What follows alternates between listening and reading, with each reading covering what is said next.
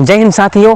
तो आज के इस वीडियो में हम डिस्कस करने वाले हैं law of contract unit 2 topic consideration. तो meaning of consideration, a consideration is something in return for something given, कुछ देने के बदले में कुछ लेना। तो ये जो समथिंग है इसको हम कंसिडरेशन कहते हैं। For example, A makes a contract to sell his watch to B for ₹1000। तो यहाँ जो बंदा ए है इसके लिए 1000 रुपीज़ क्या है, कंसिडरेशन। और जो बंदा बी है इसके लिए घड़ी क्या है, कंसिडरेशन। तो यहाँ हो गया ना, something in return for something given, कुछ देने के बदले में कुछ लेना। तो ये रहा आपका मीनिंग। आइए बात करते हैं इसकी डेफिनेशन जो आपके लिए इम्पॉर्टेंट है। तो गाइस, आपका जो डेफिनेशन है किसका, कंसिडरेशन, ये कहाँ डिफाइंड है, section 2 clause D of the Indian contract act 1872। और मैं आपको बता दूं, आप मीनिंग में मैनिपुलेट कर सकते हैं, यानी आप मीनिंग में अपने आप लिख सकते हो, पर डेफिनेशन में एज इट इज जैसी लिखी है आपको वैसी ही याद करनी पड़ेगी। ठीक है।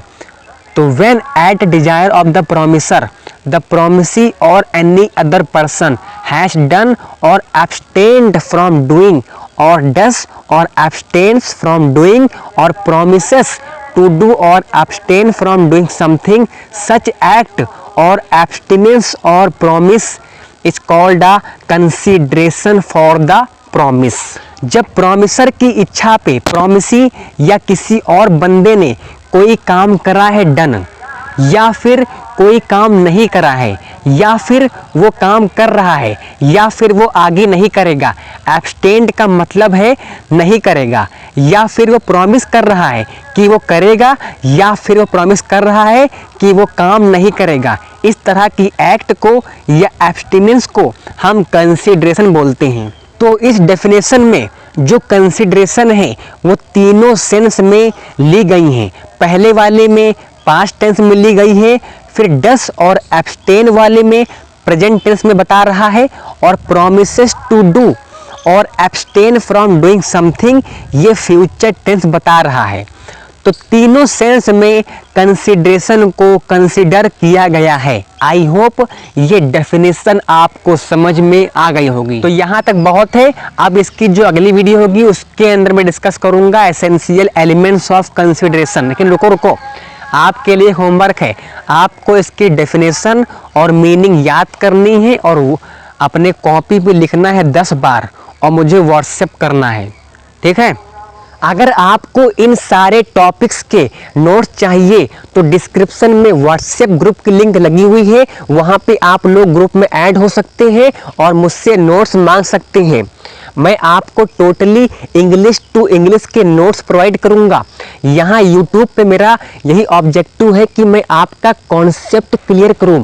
यहाँ मैं आपको नोट्स नहीं प्रोवाइड कर रहा हूँ, मैं ऊपर लिखता हूँ इंग्लिश में, नीचे उसको एक्सप्लेन करता हूँ व्हाट्सएप लैंग्वेज में, है ना।